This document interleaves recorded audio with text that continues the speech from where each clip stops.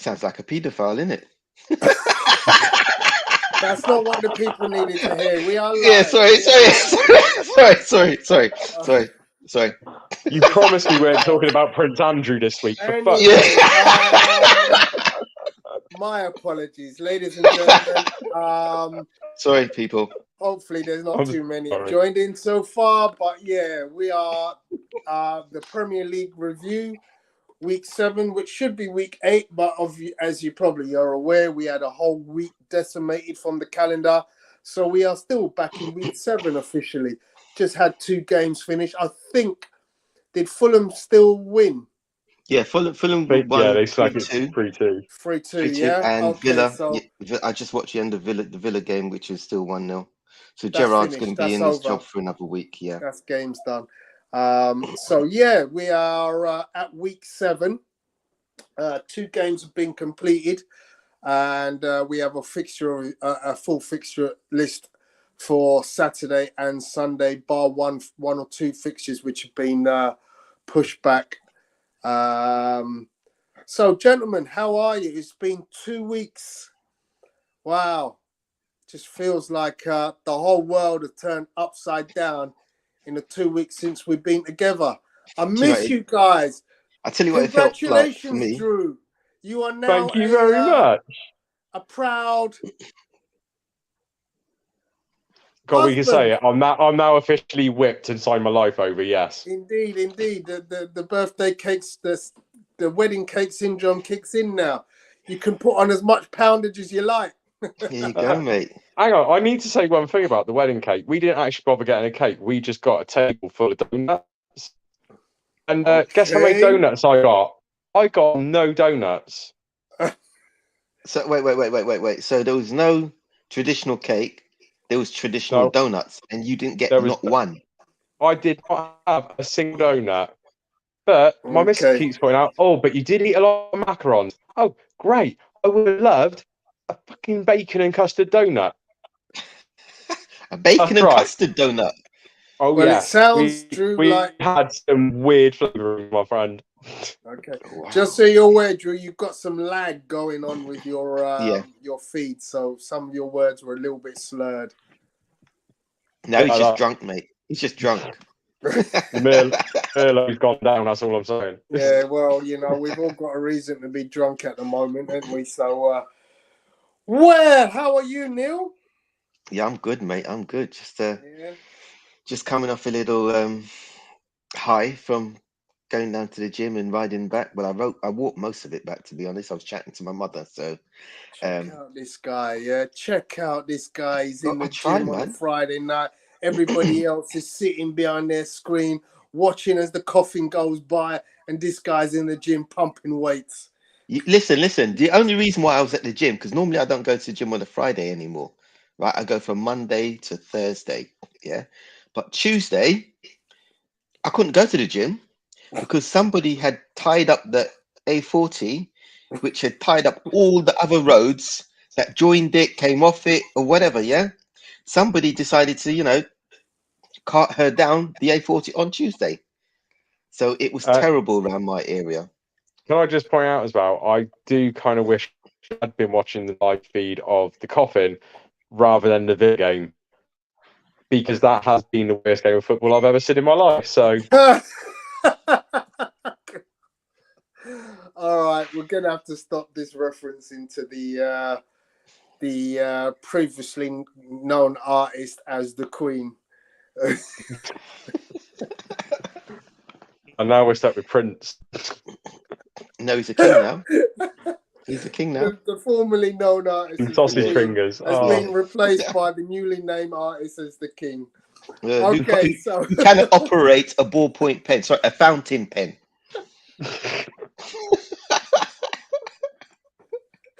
All right, we have. What can I do, darling? The pen doesn't work. Very, very displeased. So, guys, let's talk about football. There's been none. It's just been Queen. Champions League has happened. You say that, right? I mean, there has been so much stuff for me to talk about this week. Go talk. I don't even know where to start. But because Drew is here, I'm going to start with this. Let me find it. Haaland, Erling Haaland's goal No. That's in the Champions League. screw the finish. It's all about Cancelo. No. Let's talk about this. I surprised you. You thought I was going to talk about Erling Haaland. But what say you, my friend Drew? Yeah? Hello, Andy. How you doing? Hey, Andy. We're good. We're just having a laugh at Arsenal's expense. Because believe it or not, we've had the old manager's hoodoo. He wins the game he wins the manager of the month, and of course goes on to lose his next game. So yeah, what say you, me old friend? What do you think of our historic manager? Arteta. I think you know my feeling on Arteta. I wasn't asking you. I I'm- wouldn't ask a Tottenham fan. I'm happy as long as Arteta stays Arsenal manager. Oh dear. Well, I actually think he's actually all right. Yeah, He's not a great manager, but he's a very good I'm manager. not saying he's not all right. I'm Let's saying put it he's this not. way. He's He's not going to win Arsenal any major trophies. He's won more trophies with Arsenal than Tottenham have in the last 20 years. He won an FA Cup. He won an FA Cup. Yeah, that's more than Tottenham have won in the last 20 years, right? It is. You're right. There we go. So we can lay that one to rest. My manager has won a trophy. Hang on. League final. I'm quietly confident at the start of the season, Tony. You went against Arteta. So what's this my manager business all about all of a sudden? I'm still not. But you know what? It's one of them things, yeah. When you have got past the cut-off point where you can no longer replace your manager, you have to be all in. It's like my players are my players. I'm not comfortable with the lineup of players I have, but they are my players, so I have to be comfortable. I don't have a choice. Can I just say one thing though? But if Arsenal did fancy an upgrade, though, there is a newly unemployed German manager who's on the market. I was going to say I'd be very worried if Arsenal got Tuchel. Yeah, no, I would brick it a little bit because Arsenal have the squad, just not the mentality. Tuchel has the mentality, but no squad. Cheeky. Oh, Neil, you had to go. I mean, it's not exactly his fault. His owner seems to think that he's managing in the NBA. So, well, with his all-star break. I mean, I'm not against the concept of the all-star idea because the idea of funneling money back to grassroots football from it. But but where are you going to find the time when you look at the football schedule at this moment in time to actually play a game like that? Well, yeah, but also, I mean, he used the point of the Major League Baseball season. It's to watch sport in America down to American football. You're not going to generate 200 million out of one game of football, that means nothing. You're not going to do it. So we're going to be funneling a bag of chips and 20 to the fucking football league. Yeah, but it shows his knowledge, right? I mean, he shows his knowledge about the Premier League. He knows a lot about that Chelsea youth, doesn't he? Well, he's got a very good manager in now, hasn't he? He has got a very good manager in, but I genuinely do worry with Graham Potter now. Why?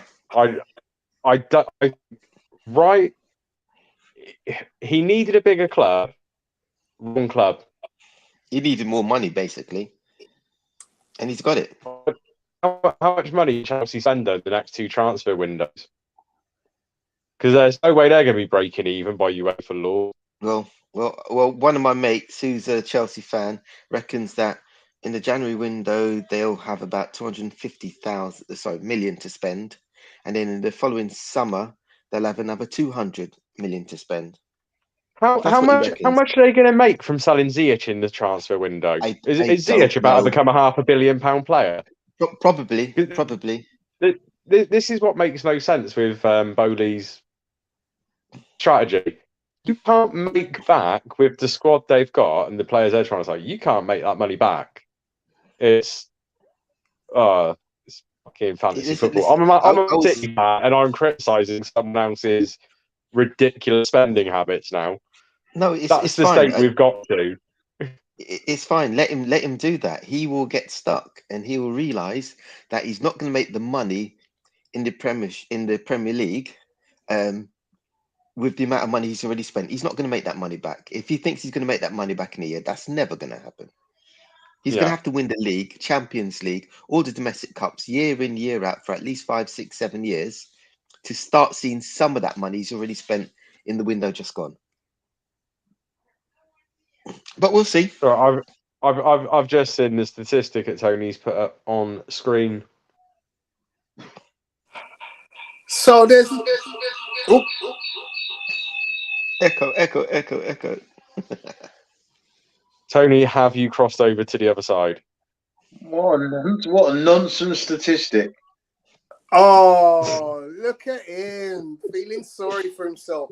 The reason this is actually on there is that there's a statistic that says that Ivan Toney is the top scorer, is the fastest goal scorer in the country or something like that. I can't remember. I what hope it we is. mean English. English, yeah. So let's talk about this fella. Well, what is there to Unfair, say? really, isn't it? He's making everybody eat their words, right? Or almost everybody. Yeah, I mean, I'm I sure actually Andy said it'd will take him find a couple somewhere. months to settle in. So Yeah. I did say that, and it's fine. I was wrong. He's doing really well. I've actually even got him in my fantasy football. I saw the statistic earlier. If Haaland continues at the rate he's scoring at the moment, and Man City reach the Champions League, FA Cup, and League Cup finals, Haaland would finish the season on 107 goals. Yeah, he at the rate he's scoring at the moment. He will have the Premiership record for amount of goals in a season. Unbelievable. Oh, he is something else. But I was reading earlier though about when he came through the ranks at Molde in Norway. Obviously, Ollie was his manager back then. Ollie put a phone call into Edward Woodward and suggested £5 million for Haaland. United basically laughed Ollie off the phone about this kid who was a bit scrawny, didn't look like had it about him. I think United might come to regret this. especially when you lot play United and he scores like 10 million goals against them. I'm hoping that Martinez isn't fit for that game. They have to start Maguire. Dear. You know what's scary about his goals is this. Yeah, wait until he learns how to shoot from outside. Yeah, he's just doing incredible things right now. He's only played 5 games, 9 goals. You see how all the goals are inside the width of the goal. Yeah, that's really scary. I mean, even you, Andy, have got better goal stats than that. You score from outside, inside, left, right, you name it. Yeah, but it takes skill to do what he does. To always be in the right place.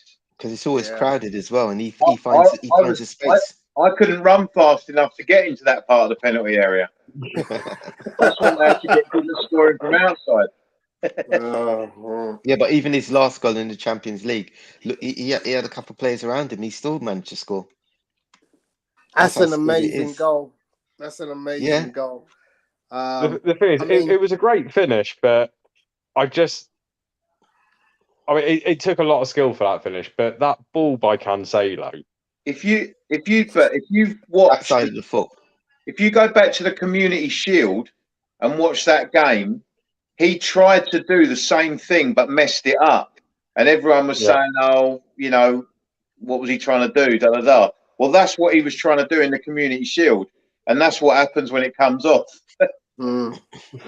I think we So should glad actually you just didn't cast come our off. minds back to the Community Shield, though, because a lot of Liverpool fans at that time were predicting Nunes would show Haaland up for adapting to the Premiership. Yeah, but that's Liverpool fans for you, isn't it? Let's see. It's all right. I still have one at work who still thinks that Nunes will get the Golden Boot. No, he won't. He dear. won't. He won't. I mean, Nunes won't. It's his attitude to the game. His attitude to the game stinks right now. He's got a lot to learn. He might do well. I reckon he would probably do well next season. But yeah, he's bringing over that sort of like play acting as well. It just it really does my head in when I see a player going down because someone's just sneezed next to them. It just does my head in. I hate that, and I feel embarrassed if I see a Liverpool player do it. But it's just so embarrassing. I just think no, you can't be doing it.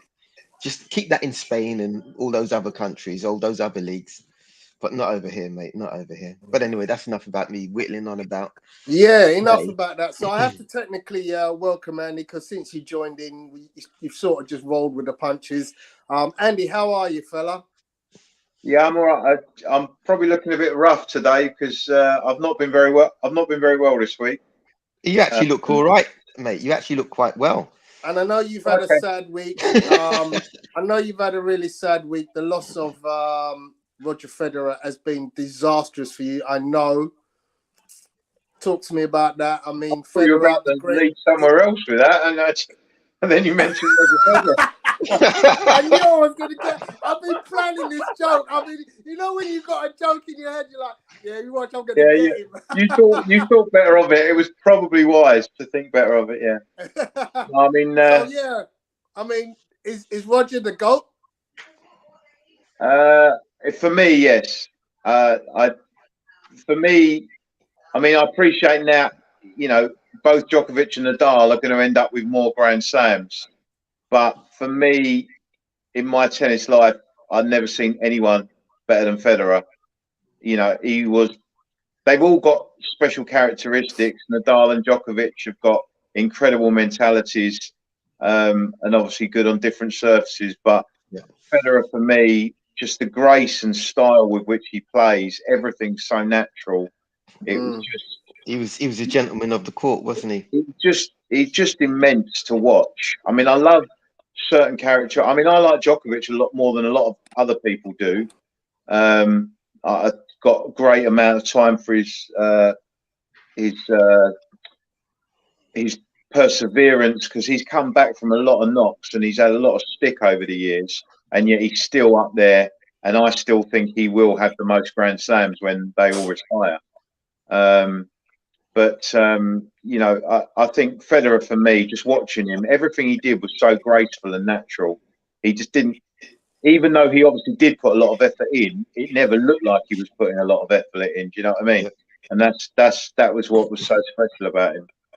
So yeah, I mean, him retiring from tennis is thing. That was a bit of a curveball. I wasn't expecting that one time. But, yeah. to be fair, Andy, you actually seem a little bit choked up. No, because when Tony started the sentence, I thought he was going to talk about Her Majesty. So I was just Lizzie. Yeah, well. I thought we was going to go into something about Rebecca Vardy then. You know, let's not go into too much detail, but you know, I do think we should all be paying a bit of respect to Queen Elizabeth. I know maybe my feelings aren't universally agreed with here, but I think we should show deference to Her Majesty. So, Mum, rest in peace. Rest their soul. Rest their soul. Yeah, rest in peace. Right. So let's talk. What else can we talk about? As I said, I've kind of looked at the week past, and obviously, you know, there's not a great deal of football, but you know, this little event happened this week. We're going to look at the Spurs game. Not that one. This bad boy. How about that? 699 goals in a 12 in club football. I mean, it's just ridiculous. He is the sheriff. Anyone want to in Chime in in a on few this years' one? time, when Ronaldo retires and when Messi's retired, A few years' time. I don't see Ronaldo retiring for at least another 4 years. Quite frankly, I I think he agree. will retire after he's turned 40, and No, he's I the think first player I can think of that might do 2 that. years tops.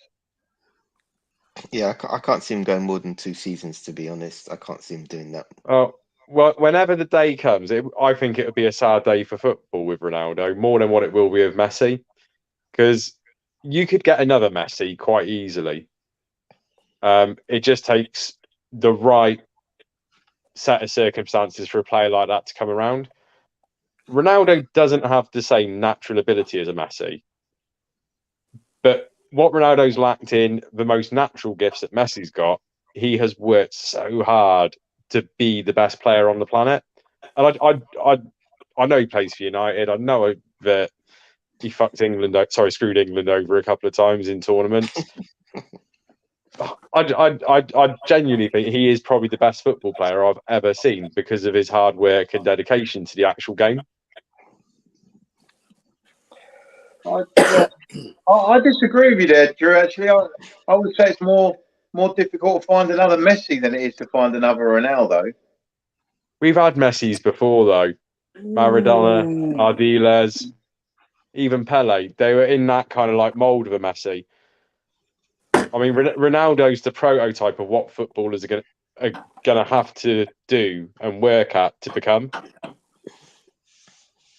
I think Ronaldo, in terms of somebody that didn't have that natural ability that, say, a Messi or a Maradona had, I think Ronaldo deserves enormous credit for making the best of the attributes that he has. And he has a sensational goal scoring record. Nobody can take that away from him. To do what he has without having the ability of a natural ability of, say, Messi is quite incredible what he's achieved. It's a great feat. It's a great feat for someone of that caliber to do that and still be likened to Messi. And international level as well. Remember that he's a top all-time international goal scorer now. Yeah. Which is incredible feat. Yes, indeed. So, I mean, the man is just a phenom as far as I'm concerned, you know, just an unbelievable athlete. But, you know, look, we're seeing a few more than in the last few years. I mean, obviously, Robert Lewandowski now comes into that category. Kylian Mbappe looks to be capable of ascending into that category. You know, and we can't miss out Neymar. I had an interesting debate. There was something floating around Twitterverse this week about Neymar versus Ronaldinho. Anyone think that's a fair battle? Absolutely not. Ronaldinho absolutely slaughters him any day of the week. Agreed. Who said that? I'm It's curious. It was floating around Twitterverse. Was it Thierry Henry after he'd done his hot take about Erling Haaland's not in the same category as Mbappe? No, Thierry's honestly, I used to respect Thierry Henry, but now the man's gone crazy. I think Thierry likes to have a bit of a joke with people at times, doesn't he? Yeah, but they're two different types of players anyway, aren't they? I mean, they're two different types of players. Haaland. Well, yeah, one's a world-class centre forward, and the other one's the general manager of Paris Saint-Germain.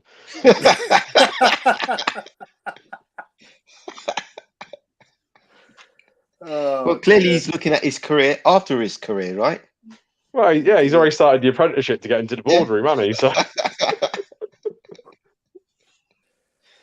So I was hoping if Messi stays at PSG, then he could rack up sensational numbers over the years, because he's still what's he now, 23? 24? 23? Yeah, he's a year older than Haaland, so yeah, he's 23 now. So I mean, he's got another 10 years in him. He could get whatever phenomenal numbers you could talk about if he carried on going and avoided serious injury. When he retires, though, he'll never be able to gloat and say, "I done it on a rainy night at Stoke." No, And that's what you need to be a true footballing great. unless we can lure him to the Premier League, we'll see how good he really is. Yeah. Let's get into Palace. How good or how tough? That's the question. We all know how Spurs good he will need a is. replacement for Harry Kane soon. Oh yeah, you see him going to Spurs, do you? Well, it depends whether we win the league this year. Ooh. He's thrown the Spurs and a gauntlet down. trophy. He's thrown the gauntlet down. Blasphemy. He's Spurs taken off and a that trophy. metal glove and Blasphemy. slapped everybody across the face. You know. The thing is, I have predicted that Spurs will finish top 2. I said, well, my prediction was City and then Spurs, and you all laughed at me. So we'll wait and see. I genuinely have never laughed at this. I've said Spurs will finish second in the Premiership. Everyone else laughed at me. My friend Tom Ashton And I said will be Liverpool laughing struggle, at you. and you all laughed at me, and I was right about that.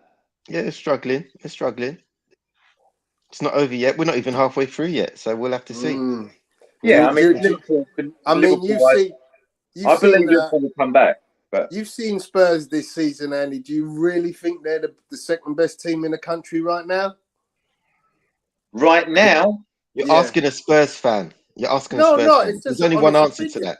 There's only how they play after a certain number of games. Let me put it this way.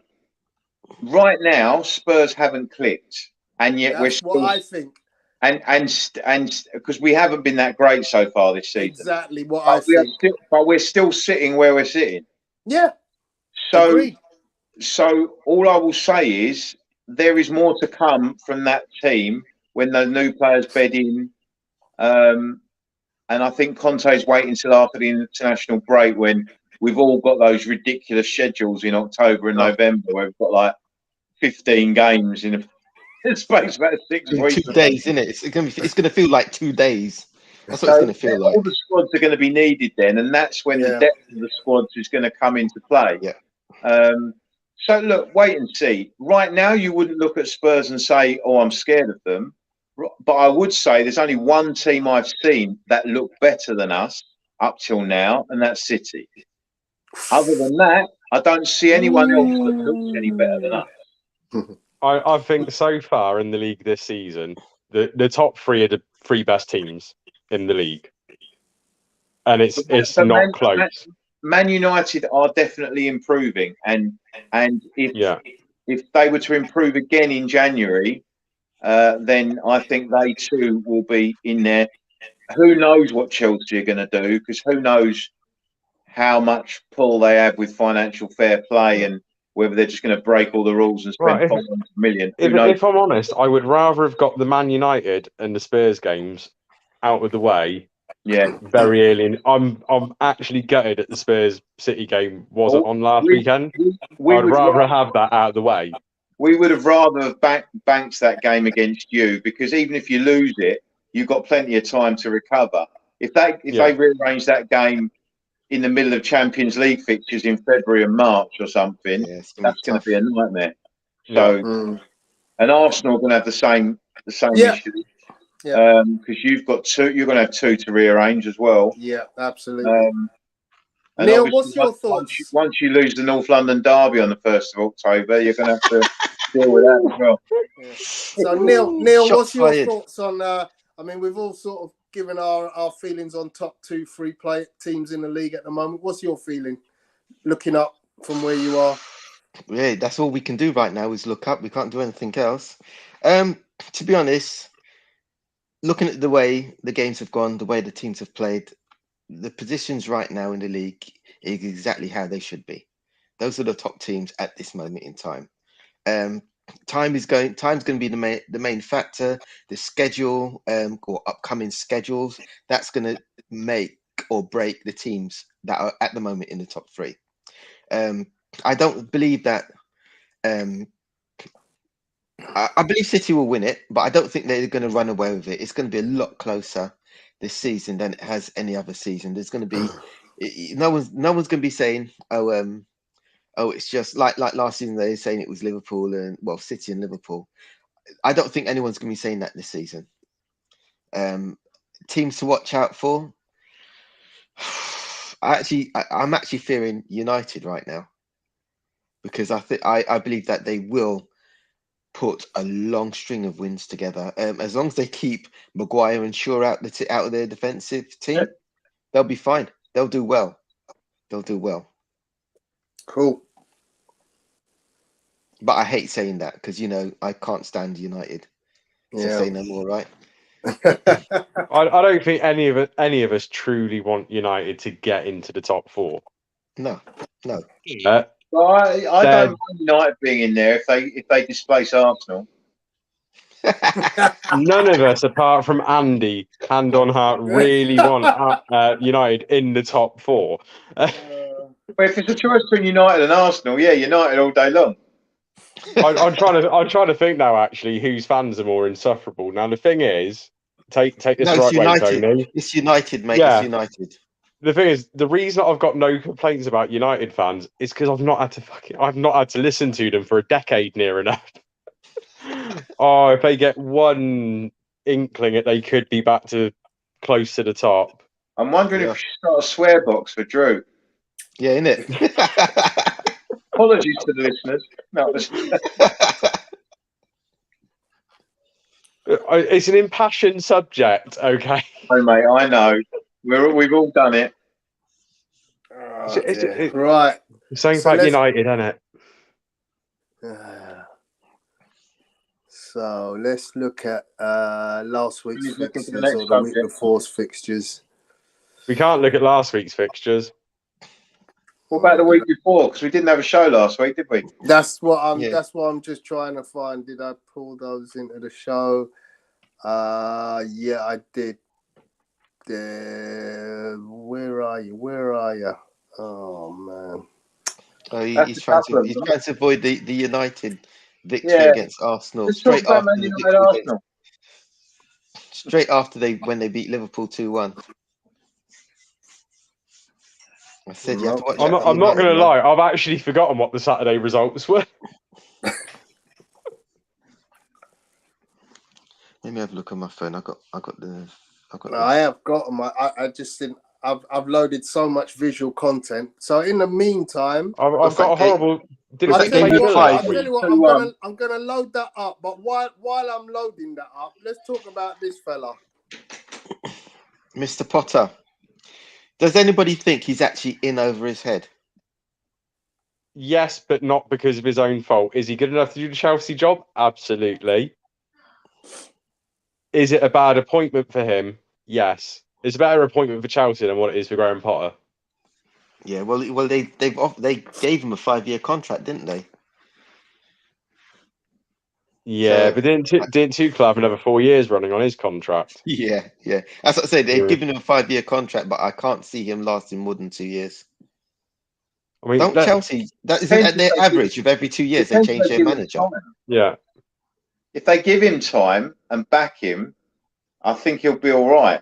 If they'll definitely back him, restless and the owners get a bit nervous, then it could be a problem. But if they do give him 2 years, I think he'll do it.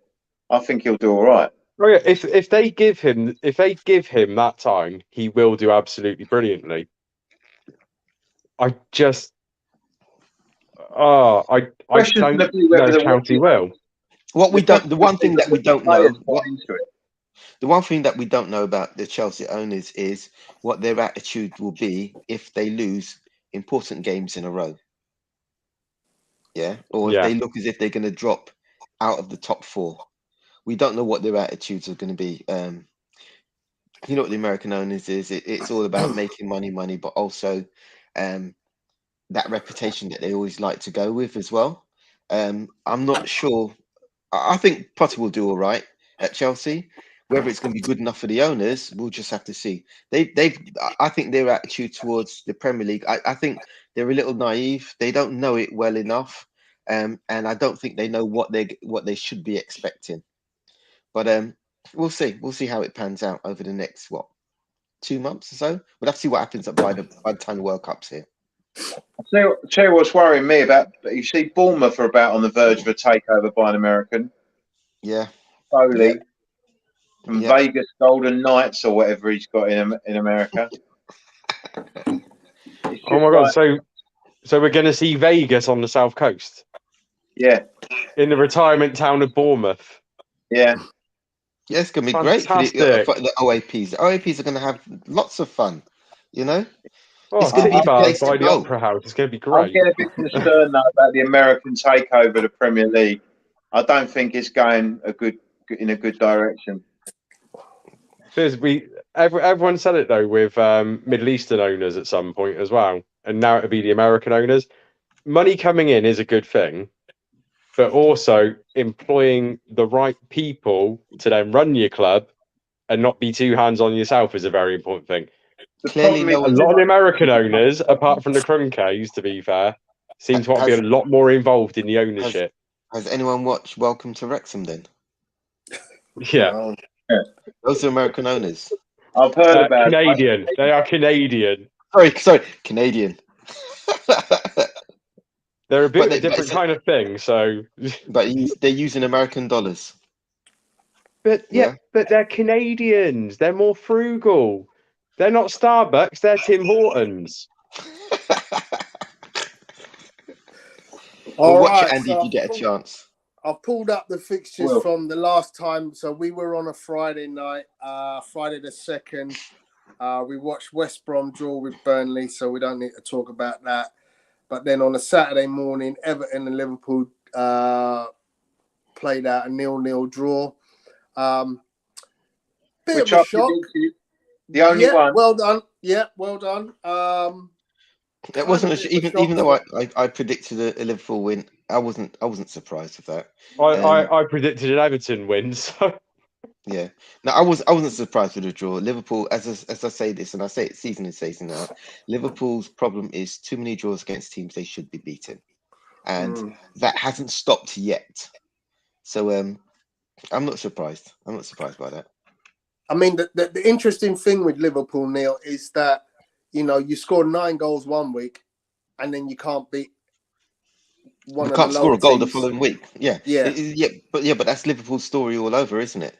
Mm. Yeah. If you look outside when we string a serious run together, you look at the other games outside of those runs, and you look at the results, and you look at the teams that we're dropping points to.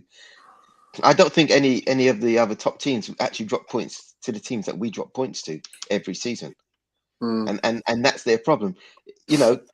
Sometimes, I mean, the two seasons where City beat us by 1 point, we drop teams to one of those types of points to one of those But teams. Neil, in both those seasons, you had tremendous seasons and got 90 odd points. I mean, you got 98 points and lost to City on 99 or 97 and 98 or whatever it was.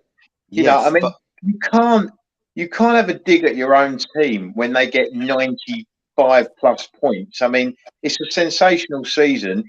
You just met a team that were fractionally more sensational than you were. No. But no, those seasons it wasn't about City. It was about the points Liverpool dropped. Yeah, but you can say the same about City. Yeah, but we're not talking about City. I'll leave that to Drew. Yeah, I'll leave that to Drew. whoa. But season in, season out, Liverpool do the same thing. They're always dropping points to teams they should not be dropping points to.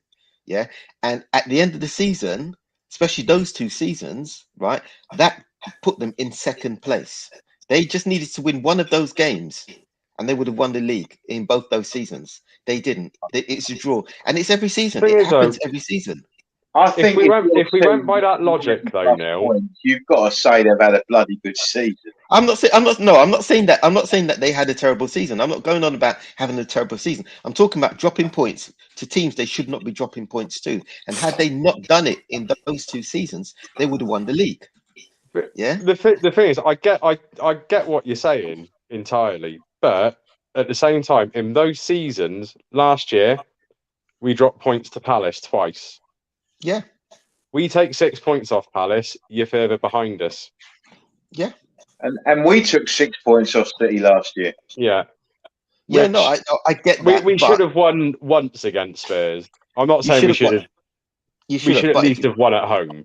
But when you look at the games that Liverpool lose, and then you look at the games that they draw, the problem is the games that they draw. That's where all the points are lost, and that makes a difference in where they end up. And as I said, if it was a one-off season, I say fair enough. It's bad luck, but it's something that happens every season, and we've done it this season at the beginning of this season as well. Yeah, they do it. It happens. It's not something I like happening, but it's what happens. Klopp needs to do something to stop us dropping points to those teams. Thing is, though, if you stop dropping points to those teams and City stop dropping points to those teams, the result will remain the same probably. But we're both going to be on over 100 points.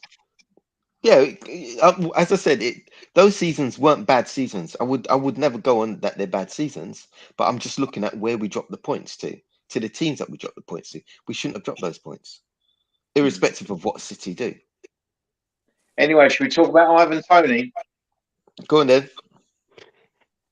Let's talk about Ivan Toney. What a hat trick. I mean, he scores a beauty free kick. He scores a pen. But that chip for the last one was just unbelievable. Do you know, right?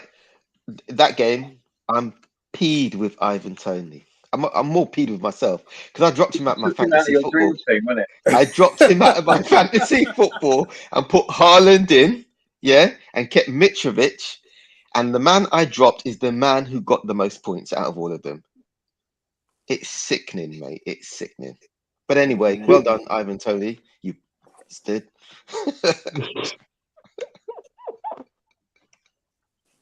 But there was this weekend, if you remember, there was some absolutely terrible VAR decisions.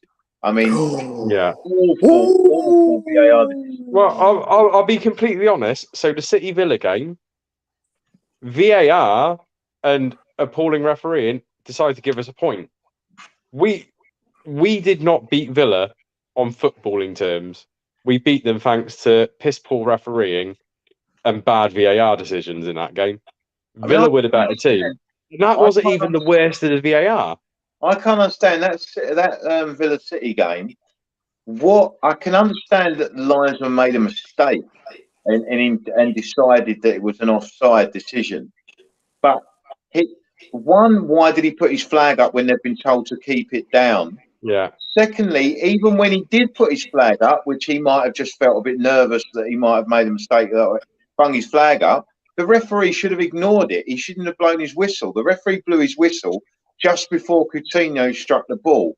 At the moment he did that, they couldn't use VAR because he'd blown his whistle. That killed the moment. If he'd have let the play go on and Coutinho score, then VAR could have corrected that error that the linesman made. Because the referee blew his whistle just before Coutinho struck the ball, that killed any intervention from VAR. It was a shocking. I've never been so grateful for a point, quite frankly, because we were gifted that point. You were. But you had the Brentford, the one at Leeds, where Leeds, Jesse Marsh was apoplectic about. I mean, Leeds should have had a Stonewall penalty in that game against Brentford. You had the ridiculous one, West Ham at Chelsea, where West Ham were denied a point by that ridiculous decision, claiming that Bowen injured the keeper. I mean, Mendy just went down like he'd been hit by a sniper when he'd already spilled the ball. I mean, these decisions are just baffling. I think the worst thing with the Mendy one was he was on his way back to his feet, realised there was going to be a certain goal, and threw himself back to the ground. Yeah, exactly. And all of a sudden, I've dislocated my shoulder. Yeah. But there was another one as well. What was the other one? There was another shocking one. Oh, the Newcastle Palace one as well, where Newcastle didn't they have a goal disallowed?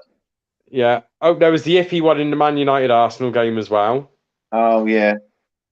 Well, I don't think that was iffy. That was the right decision. No, I'm going to be honest. I actually think it was the wrong decision. I genuinely do. It was a foul. He pushed him over. Oh, come on. It was minimal contact. He barely breathed on him. He pushed him in the back. It was a foul. I called it straight away. Well, yeah, Andy, you're not impartial. I'm gonna do Bertram on this now. You're not impartial. Mate, it was a push in the back. He's got his hands in his back and pushed him over. I like that you say it's a push, yeah. But when Bukayo Saka gets dumped in the floor in the penalty area, yeah, nobody notices that one. Oh, I noticed it. I just laughed. Literally.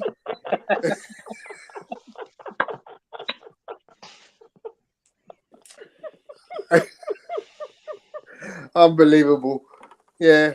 I mean, it was just a terrible weekend for VAR decisions. It was awful.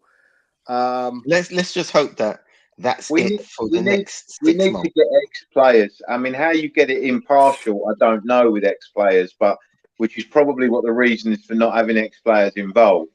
But you need to have players that have played the game to be making some of these decisions, because some of these jokers in the VAR booth, they just have no idea about the Yeah. reality of playing the game. Yes, It's I for don't them even to think they're make- watching the game. I don't even think they're watching the game in It's Stockland just Park. nonsense. They're If playing you checkers slow or something. That's what they're doing. you They're playing slow checkers. something down and play it frame by frame, where 1 second takes 30 seconds, of course you're going to find something. You've got to look at it in real time. A top player knows 9 times out of 10 in real time whether it was a foul or not, or whatever. Look at a couple of angles. If they're taking more than 30 seconds to come to a decision, it ain't a clear and obvious error, is it? If you've got to play it from 55 different angles before you can decide whether or not the referee made a mistake, well, it wasn't the greatest mistake in the world, was it? No. Yeah, but a mistake's a mistake, right? It's There's not just the too many of technology. them, mate. It's It's just not the way technology, it's the too many of operation them. of the technology. Well, one issue I'd say is, so we've obviously got these rules in the Premiership, and it isn't working. UEFA use a different set of VAR guidelines in the Champions League and the Europa League. Certainly better in Europe than it is in the Premier League. It works very well in the Champions League and Europa League. I still get angry about incorrect decisions being given, but they're not normally incorrect decisions. They're normally the right decisions, but they've come to them a lot quicker. And if they haven't, the game's just gone on and everyone's pissed off together. Well, this is what makes me wonder about corruption in the Premier League. What? There's corruption in the Premier League, Andy? Really? Anyway, Well, let's have a quick chat, boys, about Brentford, because they are riding up in 9th place, currently having dropped because of Fulham's win. What do you think? That, obviously, Ivan Toney riding high, now got his England call up, but all of a sudden, Brentford, they look like they can play good ball. I mean, they played good football last year.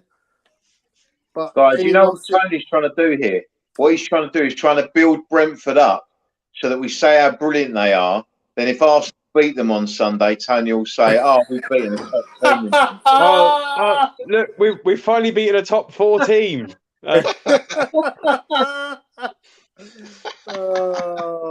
Good one, Check Andy. that. I love it.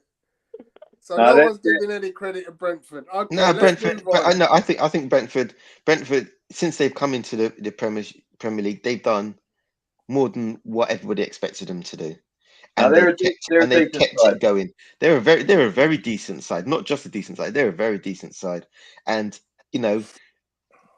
when you look at the players that they've got and you compare them to the bigger teams, they're brilliant. I think they're brilliant. They're a brilliant team, and they won't go down. They're not going to go down anytime soon. They've bought some good youngsters, which means they're instead for the future as well. I mean, they've obviously got Tony, and I think this will be the last season they keep Tony, because I was going to say that I don't see them holding on to him for much longer. I don't know which one, but one of them is going to come in for Tony at the end of this season. Probably City. I got a question. No, for you, Andy. my money would be on Liverpool, because Liverpool love to buy. I think one of the London clubs or Manchester United will go for Tony. Yeah. Here's a question for you, Andy. You being the preeminent penalty taker in our panel, Ivan Toney's penalties, 18 out of 18. Incredible. It was him and Kane, and then Kane missed one at Forest. So he's the longest unbeaten streak now, isn't he? Yeah. But yeah, he seems to have a very, very natural style. He kind of labours up to it and just watches the keeper. And the moment he sees the keeper shift his body weight, the ball goes the other way. None of this hop, step, and jump crap before he just labours up to it, and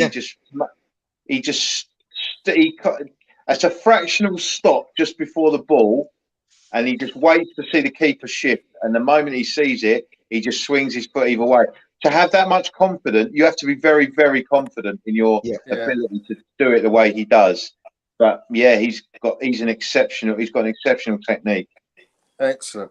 Okay, let's move on, guys. Chelsea. I mean, we've touched on it. The Chelsea 2-1 win at home to West Ham was spoilt by a VAR decision. Absolute travesty. Anyone want to talk anything about that?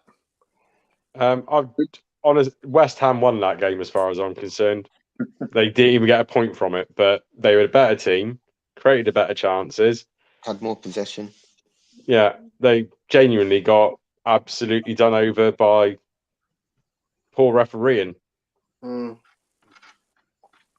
I also think though themselves that I mean, again, I agree. West Ham deserves something out of the game, but the VAR decision is just nonsense. It's the moral victory. That's what they got.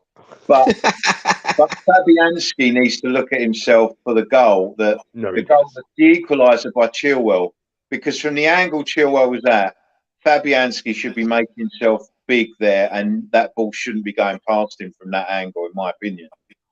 But that's why we called him Flappy Hansky at Arsenal. To be fair though, he's done pretty well since he left your place. He has. But that one, I think he has to look at himself there and say, even though I've been doing well, maybe I made a little bit of an error there. But yeah, I mean, other than that, I thought it was Chelsea always seem to dig out results against the London teams at home. That they did a job on Spurs, but we managed to get a point. But they managed to get away with a win against West Ham, and they probably didn't deserve it. So they probably think that's sort of justice, because they probably feel that they should have beaten the Spurs and drawn with West Ham, and they got it the other way around. I think the next game, Andy, is the one that we missed out. The Newcastle goal that was disallowed, wasn't it? That's what I said. It was a shocking decision. Absolutely awful. Absolutely awful. I mean, there's just no words to say. I'm absolutely lost for words to actually describe how badly wrong that decision was. Well, he was pushed in. It was the push on him that made it. I mean, it was just I can't fathom how these people look at it and see, come to the conclusions that they come to. Yeah, maybe there was an angle that we couldn't see that the whole world couldn't see. There's no way you can look at. Only they could see. Maybe they saw something nobody else could see. The angle we see. You saw the angle we saw. There's no way that Tony, you know they're playing checkers, man. Yeah, they're playing checkers. Yeah, they're not watching the game. I mean, some of the errors that you see them make, you have to ask yourselves, this guy clearly needs to go to Specsavers. Yeah, because everybody else sees it. How could they not see what everybody else sees? So what? I'm not even sure it's a question of viewing it. I think they do. They see it the same as we all see it, but because they don't really the people that are looking at it don't really understand the game. What they see in black and white, they don't interpret it the way a football person interprets it. They don't. I think they understand. I think they understand the game. I think it's a bit more to it than that, because at the end of the day, if you see the color white, you see the color white. Yeah, irrespective of what your view is on what you see, right? They see these fouls, they see these pushes, they see what actually happens, but somewhere along the line, it gets lost in their brain. Somewhere they make the decision that no, that wasn't a foul. No, that wasn't a push. No, we didn't cut his legs off through that tackle. And that's what I don't get. I mean, think the they simple. spend too much I time. can't excuse that, Neil, because everybody else in the whole world of football sees it.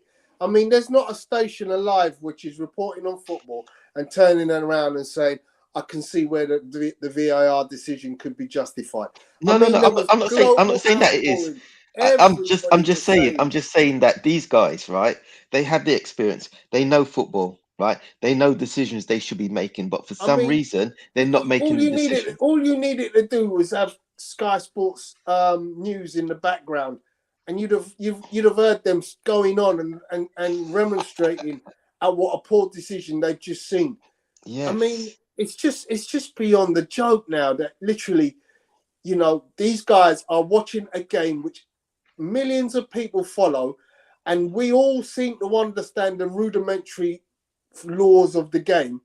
Yeah. But a bunch of guys who are paid to look at it with the technology that gives them the information they need. And they also have the knowledge of the game. Yeah. But Well, yeah. That's what I'm saying. That's what I'm saying is they have the knowledge, right? They're paid to do a job, right? They're supposed to be the best in their field, yeah, and yet they still make the mistake. Yeah. So for me, it is more to it than just make.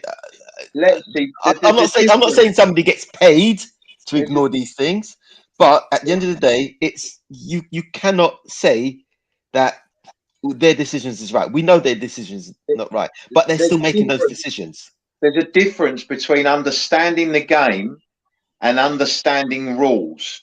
What they look at, what the referees are conditioned to do, is understand rules and laws of the game in black and white. Yeah. And they see some kind of trivial offence, which most of us look at and think that's not really it's a minor infringement of some kind. But then they slow it down and slow it down and slow it down some more, and they convince themselves there's become some kind of infringement. And so they say, "Oh, there's an infringement. That's it. We'll rule that goal out." That's not the way it should be being operated. You need to look at it in real time. Yes, maybe slow it down a bit just to see something clearer, but it's almost like the game's becoming decided in a video room. It's pointless. That's not what it was designed for. It was designed to correct major errors that were being made by the officials on the park. If you've got to spend 4 minutes looking at it from 79 different angles, then it wasn't a clear and obvious error, was it? Because if it was a clear and obvious error, you'd know within 10 seconds that was a clear and obvious error. Yeah.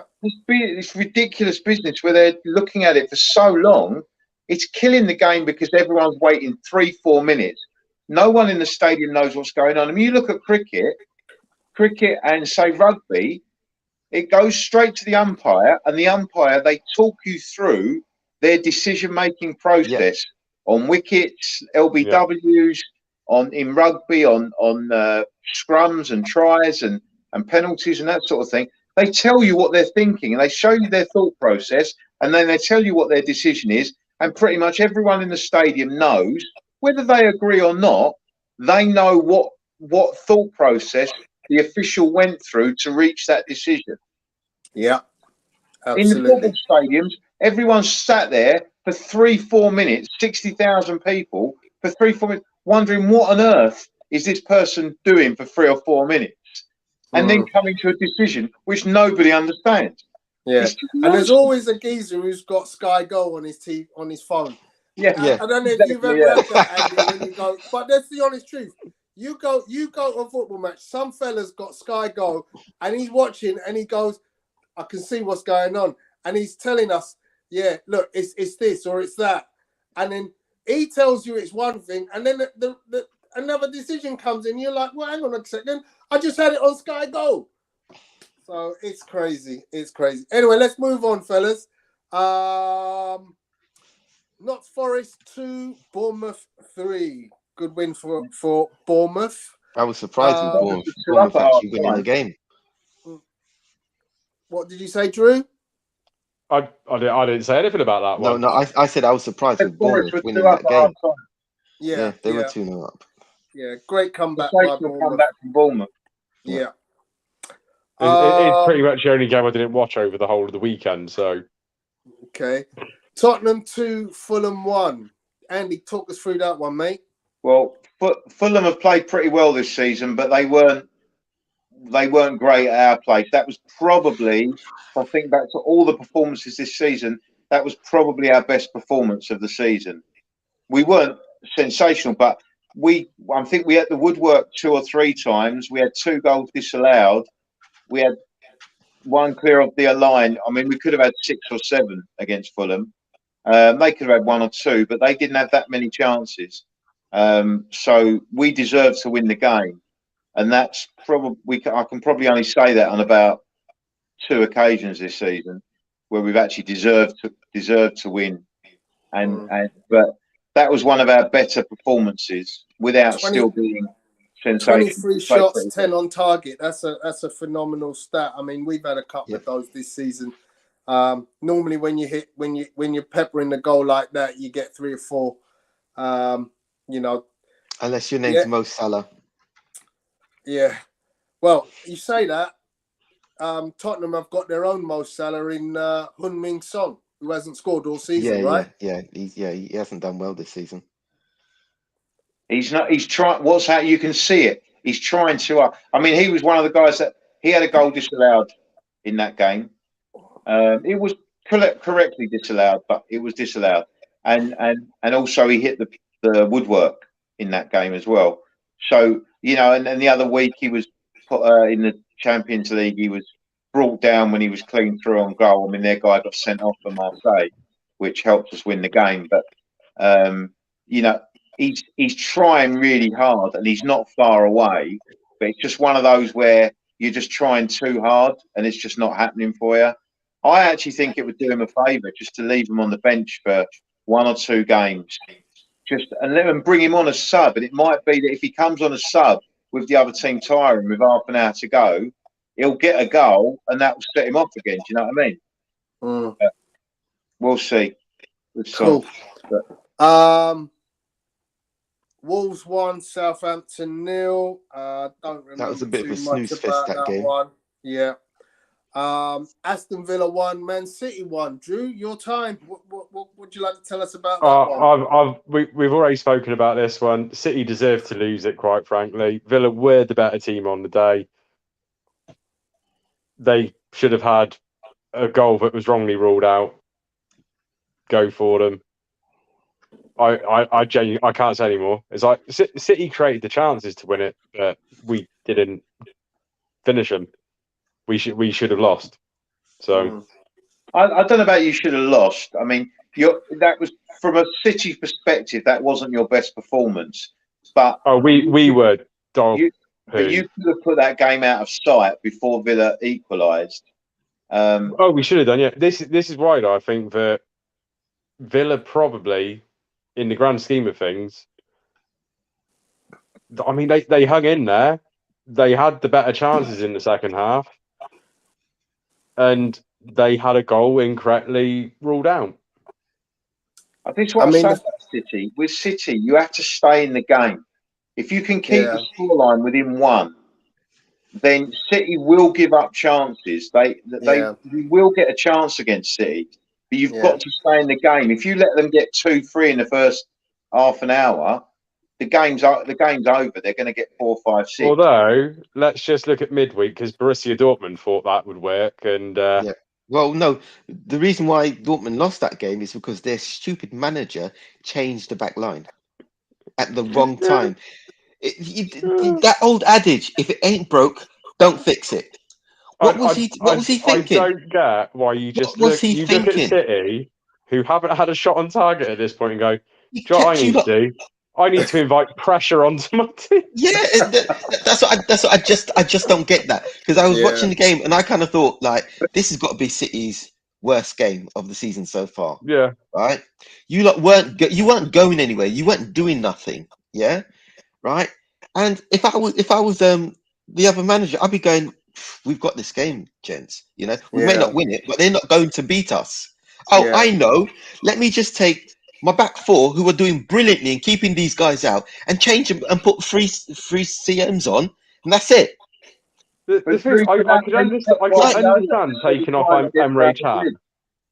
Sorry, you and Andy said something at the same Sorry. time. Sorry. No, I could Pep understand taking off Guardiola Can. You're doing it again. talking. Andy, Go, go Andy. first. Andy, I go. said what we just talked about is like Pep Guardiola in the semi-final against Real Madrid, making unnecessary substitutions when you've got the game wrapped up. Yeah, back to Drew. Yeah, no, I could understand taking Emre Can off in that game and changing the centre forward. But it's when they started adjusting their back line. Hummels had played really well. Sula had played really well. I mean, They kept you lot out the game. Yeah, it was kept nonsense. you lot out the game. And that's what I'm saying. Mats Hummels actually kept Haaland quiet. But Exactly. as soon as you switch to a back three, though, it's a back three against one up front doesn't work.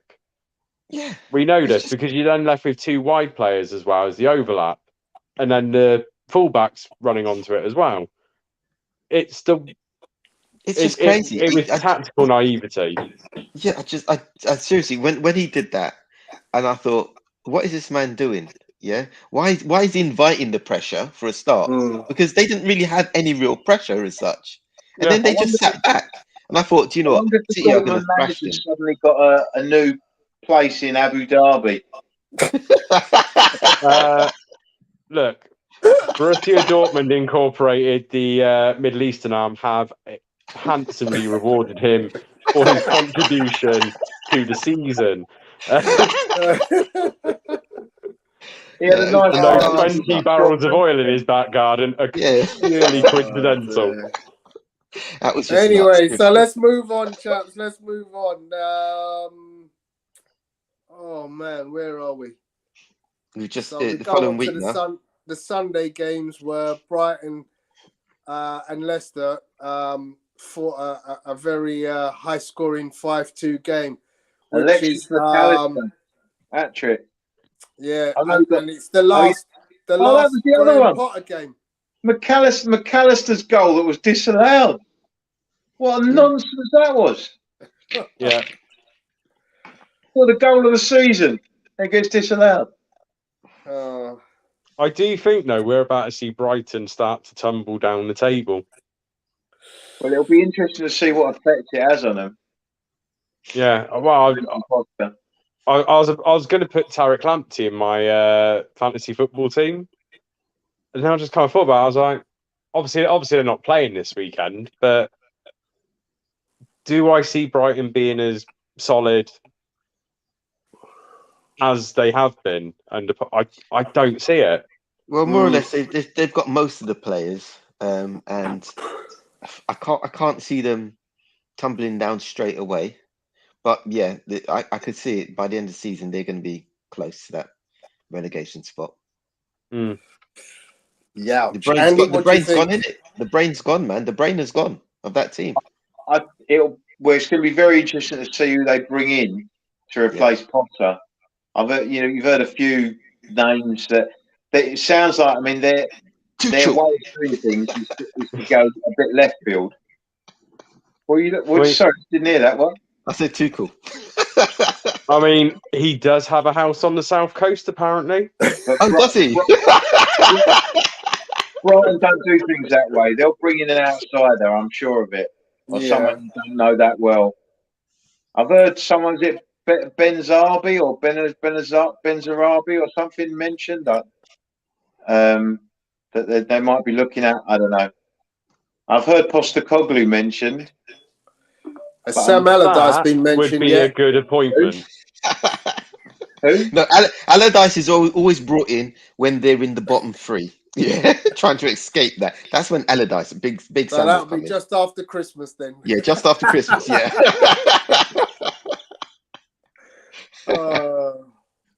Yeah, I mean, I think Brighton are a decent setup, so I think they won't necessarily drop like a stone, but I think any chance they had of staying in the European places has probably gone with losing Potter. Yeah. Maybe he does a bit of consultancy on the side for you know, as an agreement, you know, like does a bit of team picking and tactical alignment for them before their games, and then goes back to Chelsea and does what he does. Anyway, moving on. The last game of the weekend was a farce of a game because, you know, it was Man United at home won 3-1 against Arsenal. Let's talk about that.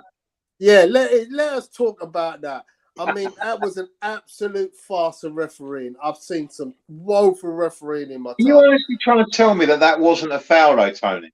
I'm not even talking about that one, Andy. I'm talking about all the other ones. I mean, But benefited Arsenal as well at large in big parts of the game. Fouls taking place. I mean, Scott McTominay just doesn't know how to tackle. He's literally just pushing people over for fun. Tony, all I would say about that game, I watched that game. The referee let a lot go. He let things go for Arsenal and he let things go for United. Some were niggly fouls, little things there. But I thought he was fair to both sides. In that I thought he could have blown up for both sides on a few occasions. And I like referees that let things go. So my point about your goal that was disallowed is this. I do believe that once you watch it back and you bring it back and VAR look at it, I do believe it's a foul. I believe he gets the man before he gets the ball. It's a foul. But what I would argue is quite a lot happens. The ref chooses to let it go on the basis that he's let little things go in the game for both sides. If the ref is being consistent, you need to allow the referee that degree of discretion. If he's letting little niggly fouls go here and there in order to keep the game flowing, he's made the choice to let the game go on. Arsenal then score a perfectly good goal, a decent finish, and then it gets brought back and VAR find a niggly little foul. What I would argue whether it was a clear and obvious error. I would say that I think it was the correct decision in the end, but I do believe that maybe that was an instance where they didn't need to use the VAR. In that you've got to give the referee he was there close enough to make the decision, and so maybe you would say that was an unnecessary use of VAR. Even though I believe that once they stopped to look at it, they didn't really have any choice but to then say it was a foul.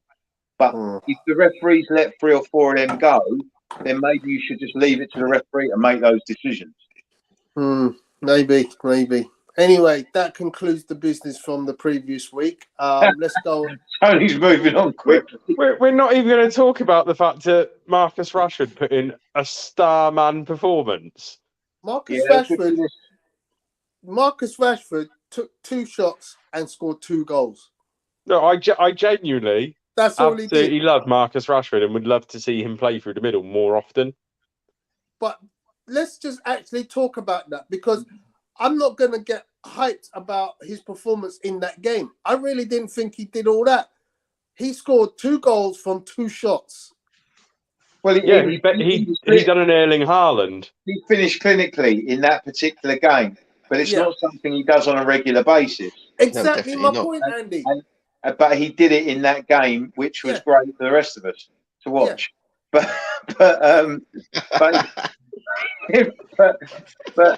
But I personally don't see Marcus Rashford as a centre forward, because to me his hold up play is not good enough to be a centre forward.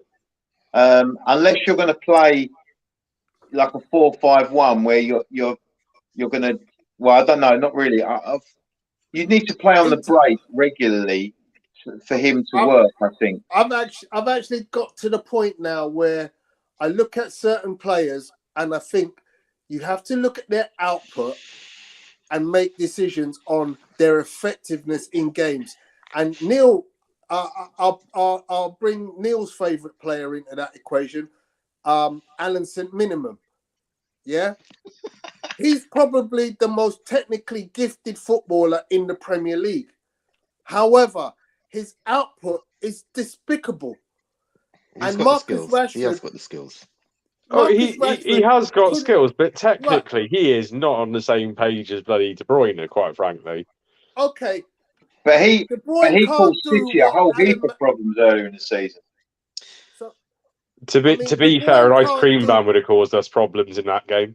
I mean, De Bruyne can't do what St. Minimum does. He'll grab the ball and run in and beat 4 men. De Bruyne I know, can't but De do- Bruyne will but grab the what De game by the Bruyne scruff of the do- neck, what De use his Bruyne technical do, abilities, and take a team apart. he'll take a team apart with a pass. Yeah. Oh, he can do more than that. No. De Bruyne has a lot of skill, but the most things he does in games is his passing ability. Yeah. That's what gives you lot the Vision. advantage His because vision he can exactly, and that's different to a player who can technically take the ball and dribble around 3 or 4 players. Yeah, it's just the thing as Tony And calls then it, St. and then Minimum. run into When the he gets to the end, exactly. When when he gets to the end, his end result is poor compared to what you've just seen him do. Yeah, if he could cross or shoot as well as he could dribble, he'd be the best player in the Premiership. But unfortunately, what he does at the end doesn't work. And Well, when he wants to be Thierry Henry, but he's more Hashim Ben Arfa at the moment. So he's got the skill. He just needs sensational, like he did against City.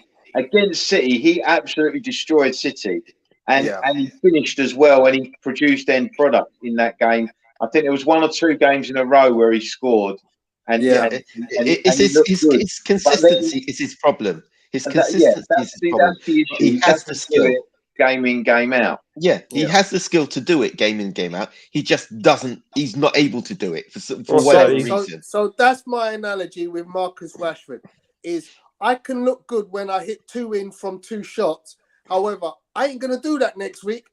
I'm gonna hit everything except the target next week, and I'm gonna play 90 minutes. And Rashford seems to do it against their biggest rivals. That's where he normally comes into play. But the other smaller teams, he's a big game player. Yeah, but the smaller teams that they play against, they struggle, or he struggles, and he shouldn't be struggling against lower opposition. He shouldn't be. But anyway, that's the way he plays. My player of the week for his brace against Arsenal was Marcus Rashford. Good on you. I'm not saying it's been controversial, but I actually have to agree. I think Rashford was the best player in the week. No. How can he be when Ivan Toney scored a hat-trick? To be fair, Ivan Toney was the player of the week. I didn't watch the Brentford game. I've only seen the highlights of it. So I'm going to disagree with Ivan Toney because he's not in my fantasy football anymore. Okay, guys, let's move on. Welcome to the one-on-one show. Apollo, who's I think he just walked out the theatre. Did you enjoy the theatre, Apollo? Hope so. So he was in the theatre. He missed us all save at Man City in the Premiership. So so let's move on quickly with the fixtures this weekend. So as I said, we've seen 2 already take place. Let's talk about Saturday's fixtures. So we've got 3 out of 4 fixtures taking place. So I will go Neil, Drew, Andy, myself. Predictions, gentlemen. Tomorrow afternoon, early kickoff, Wolverhampton at home to Manchester City or Erling United. It pains me to say this, but this is going to be 4-0 at least. We said that last week, the week before, remember, against Villa. I predicted a 7-1 to City last time round. So I'm going 1-1. Drew? Oh my God, Andy! I've always got Tottenham's back. What are you doing here? No, we will win. You wait until we get to the Spurs result. Can't believe I'm supporting Jamie Vardy FC. You mean Rebecca? Oh, the new board members. No, City 3-1. City 3-1. Okay, so I'm gonna go with City 4-0. If I was going to place a wager on it, I'd say below 2.5 goals. I think it's going to be a low-scoring game. How did you get half? That's what I don't get when people say 2 point blah blah blah goals. below 1.5, above 1.5, below 2.5. That's how they do it, isn't it? Yeah. Yeah, but a goal is a goal. You don't get half a goal, do you? Yeah, Realistically. but it allows you to bet either up or down. Yeah, I know. Although, if can't- if the Chelsea ownership get their way, we might soon introduce a half point for a goal scored within the Yeah, there 6 you yard go. box. There you go. Okay, Neil, let's go. Newcastle at home to Bournemouth. What's your prediction, fella? 2-1 Newcastle. Drew? 4-0, Isaac. Wow. Andy? I think I'll go 3-1 Newcastle. Okay. I'm gonna go 2-0 to Newcastle. Neil, Tottenham in the late kickoff at home to Leicester City. Do you know, What's your prediction? I can't see, even if it wasn't Spurs, I can't see Leicester City winning any game at this moment in time. So I'm going to say Tottenham 3-0. Drew? Joe, I wanted to say Leicester, but I just can't. They're terrible. they're terrible, and they've sold the only player that might have been able to have marked Harry Kane. So Yeah. Spurs 3-1, and that's at a push. I don't think Leicester will score, but I'm going to say 3-1 because I don't like doing all these 3-0 business ones that I normally do. So I'm always wrong. So, Spurs played on Wednesday night. Am I correct, Andy? Or was We it played Tuesday?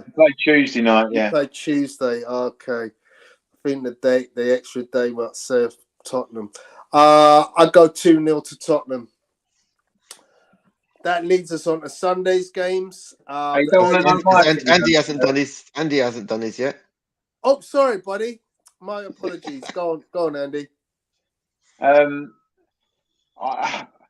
really torn about. I mean, my natural thing says we're going to win 4-5-1 or something, but I've got this horrible little feeling that Leicester are going to have a week or two to work on these things in training without a game, and that they do cause us problems. Leicester usually when we play them, but we have got a reasonable record against them. I believe we'll win, but it might not be pretty.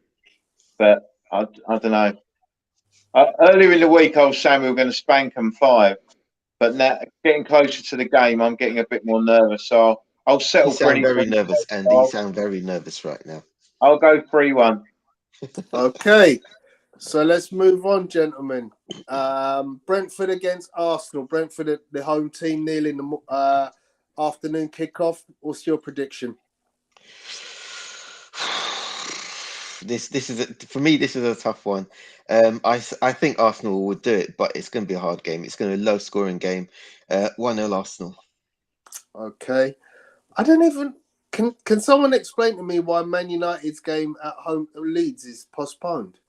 Yeah, because it's a big.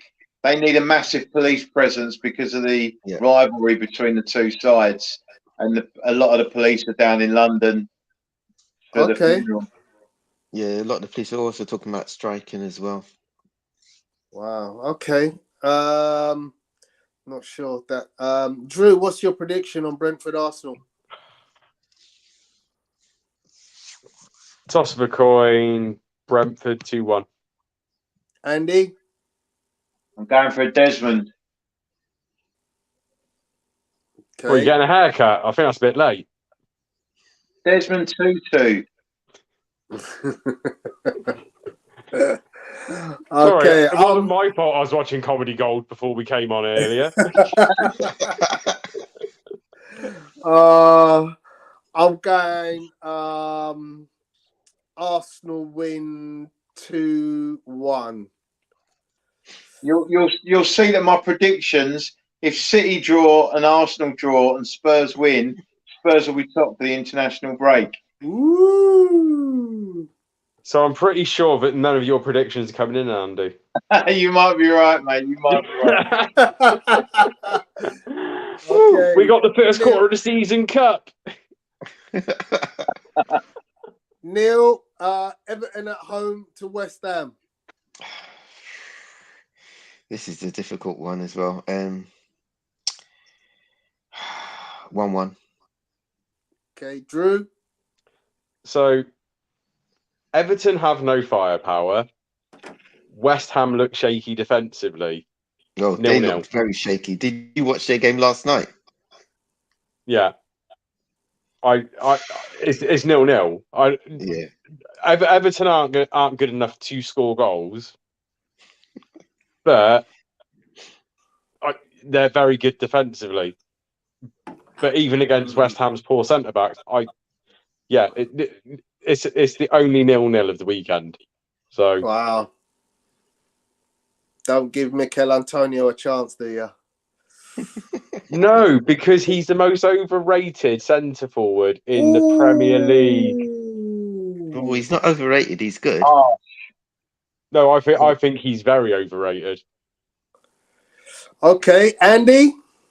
I think Everton will win because I think he's building a half decent little side there. He needs Calvert-Lewin back, and apparently he's back in training. Whether he's going to be, I'm not sure he's available for tomorrow or not. See, Calvert-Lewin, he's another one of those Marcus Rashford type players. The same with Dominic Solanke, the same with the geezer at Southampton, Watkins. Hold on, did you mention Dominic Solanke? Yeah, all them players that they can look good in a game. They've all scored a hat-trick at some point, and you think, wow, he looked Has fantastic Dominic Solanke today. scored a hat-trick at any level? Well, he probably has at some point in time. But under 11s doesn't count, Tony. He gets a lot of praise, and I really don't see why. He scored. Didn't he score for Bournemouth in that comeback at Forest? He did, yes. Yeah. He And did. when was the last time he scored before that? Yeah, exactly my point, Neil. I think it was 2019. Hang on. I'm just passing 40 now, so my memory's starting to fade a little bit here. Anyway, the upshot was Everton 2, West Ham 1. Okay. Man, that's a difficult one. I'm just going to hang on the fence and go with a 1-1. So, gents, that concludes the business of predictions for the week coming. And then we all go into a 2-week break. So, I'm kind of guessing... Didn't we just come off a 2-week break? In my head, I've got Ross in Friends just shouting we're on a break now. So, Yeah. thank you. So, yeah, it's... You're giving away too much about your personal life there, Drew. So we'll have a little time off. We'll catch you again in October, where we will be able to look at week 8 of the fixtures. The matter that we kicked off in. I'm gonna be missing from the post North London Derby show because I'm gonna be sunning in Menorca. Oh, good on you, mate. Nice. I'm going to be watching the North London Derby on a beach with a I'll beer. still send you the link, fella. You can jump on that hotel Wi-Fi and join in, yeah. mate. You're only I've already said that when I'm on honeymoon, I'm still going to be doing the podcast. You're only an hour ahead, buddy. I don't think my wife's going to want me on the podcast while we're on holiday. Oh, mate, it's going to be 11 o'clock at night. She'll be well a kit, mate. If you haven't sent her to sleep, mate, you need to do a little bit more work. Wait, hang on. I mean, Andy, you going all inclusive, yeah? Yeah. That's a lot of sambuca you can funnel down her throat, so she won't even notice that the podcast in my phone.